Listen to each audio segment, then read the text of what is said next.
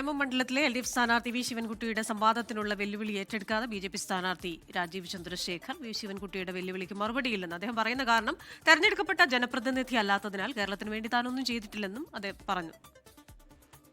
അതെല്ലാം വെല്ലുവിളിക്കട്ടെ, അതെല്ലാം നടക്കട്ടെ. ഇതെല്ലാം ഇലക്ഷന് സമയത്ത് എല്ലാ തന്ത്രങ്ങളും എല്ലാ നാടകങ്ങളും എല്ലാം വെൽക്കമാണ്, സ്വാഗതമാണ്, ഞാൻ സ്വീകരിക്കുന്നു.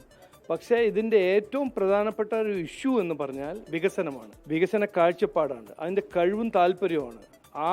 ഏത് പൊളിറ്റിക്കൽ പാർട്ടി, ഏത് രാഷ്ട്രീയ പാർട്ടിക്കാണ് ശരിക്കും ഒരു നല്ല വികസനത്തിൻ്റെ ട്രാക്ക് റെക്കോർഡ്? ഇത് കണ്ട് മനസ്സിലാക്കിയിട്ട് ജനങ്ങൾ തീരുമാനിക്കും. ഇത് ശിവൻകുട്ടി ഏത് തന്ത്രം ചെയ്താലും, എത്ര രാജീവ്മാരെ വിളിച്ച് ഇവിടെ മത്സരിപ്പിച്ചാലും, എത്ര ലേബർ മിനിസ്ട്രിയിൽ നിന്ന് ആൾക്കാരെ പോയി ഇലക്ഷൻ ഓഫീസിൽ കയറ്റിയാലും അതൊന്നും മാറില്ലല്ലോ. അതെല്ലാം വെല്ലുവിളിക്കട്ടെ, അതെല്ലാം നടക്കട്ടെ. ഇതെല്ലാം ഇലക്ഷന് സമയത്ത് എല്ലാ തന്ത്രങ്ങളും എല്ലാ നാടകങ്ങളും എല്ലാം വെൽക്കമാണ്, സ്വാഗതമാണ്, ഞാൻ സ്വീകരിക്കുന്നു. രാഷ്ട്രീയ സംവാദത്തിന് തയ്യാറെന്ന് പറയുകയാണ് KS ശബരിനാഥൻ. UDF സ്ഥാനാർത്ഥി വി ശിവൻകുട്ടിയും രാജീവ് ചന്ദ്രശേഖറും ഒരുമിച്ചിരുന്നോട്ടെ, താൻ ഒറ്റയ്ക്ക് നിന്നോളാമെന്നും KM ശബരിനാഥൻ 24 പറഞ്ഞു. ഞാൻ സംവാദത്തിന് വേണ്ടി ഒരു കാര്യം തയ്യാറാണ്.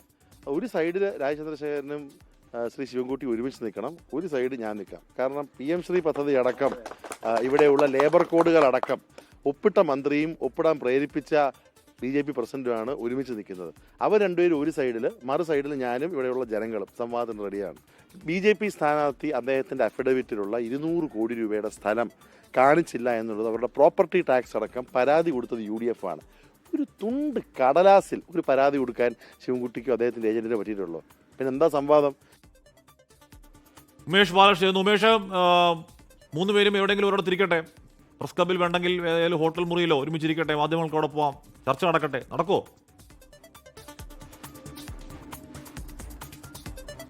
നിലവിൽ രാജീവ് ചന്ദ്രശേഖരന്റെ നിലപാടനുസരിച്ച് നടക്കാൻ സാധ്യതയില്ല എന്ന് വേണം മനസ്സിലാക്കാൻ. കാരണം ഇന്നലെ ശിവൻകുട്ടി മാധ്യമങ്ങളെ കണ്ടപ്പോൾ പറഞ്ഞത് നാളെ, അതായത് 29-ാം തീയതി രാവിലെ മുതൽ ഉച്ചവരെ താൻ ഫ്രീ ആണ്, വേണമെങ്കിൽ പൂജപ്പുര ഗ്രൗണ്ടിലാകാം, അല്ലെങ്കിൽ ഏതെങ്കിലും ഇഷ്ടപ്പെട്ട സ്ഥലത്തായിക്കോട്ടെ, അല്ലെങ്കിൽ പ്രസ് ക്ലബിലായിക്കോട്ടെ, എവിടെ വേണോ താൻ വരാൻ തയ്യാറാണ് എന്നുള്ള അഭിപ്രായമാണ് മന്ത്രി വി ശിവൻകുട്ടി ഇത്തരമൊരു ചർച്ചയ്ക്ക് ക്ഷണിച്ചുകൊണ്ട് പറഞ്ഞത്. അതിൽ ആദ്യഘട്ടത്തിൽ രാജീവ് ചന്ദ്രശേഖർ താൻ ചർച്ചയ്ക്ക് തയ്യാറാണ് എന്ന് പറഞ്ഞെങ്കിലും ഇത്തരത്തിൽ വി ശിവൻകുട്ടിയുടെ പ്രതികരണം വന്നതിന് ശേഷം 29-ാം തീയതി ചില അസൗകര്യങ്ങളുണ്ട് എന്ന രീതിയിൽ പറഞ്ഞൊഴിഞ്ഞു. പക്ഷേ ഇന്നിപ്പോൾ പറയുന്നത് ഇത്തരത്തിൽ താൻ തിരഞ്ഞെടുക്കപ്പെട്ട ജനപ്രതിനിധി അല്ലാത്തത് കൊണ്ട് തന്നെ മറ്റ് കൂടുതൽ കാര്യങ്ങളൊന്നും കേരളത്തിന് വേണ്ടി ചെയ്യാൻ കഴിഞ്ഞില്ല.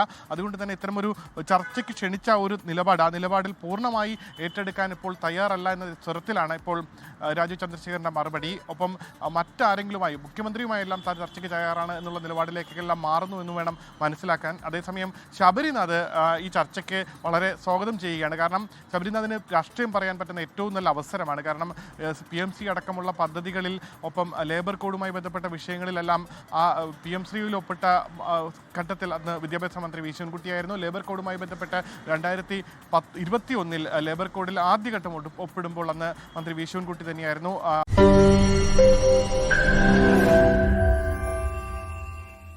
ലോകത്തെവിടെയായാലും ഏത് സമയത്തും 24 വാർത്തകളും ഓഗ്മെന്റഡ് റിയാലിറ്റി പാക്കേജുകളും എക്സ്പ്ലെയിനറുകളും വിശദമായി കാണാൻ ഞങ്ങളുടെ YouTube ചാനൽ നിങ്ങൾക്ക് സബ്സ്ക്രൈബ് ചെയ്യാം.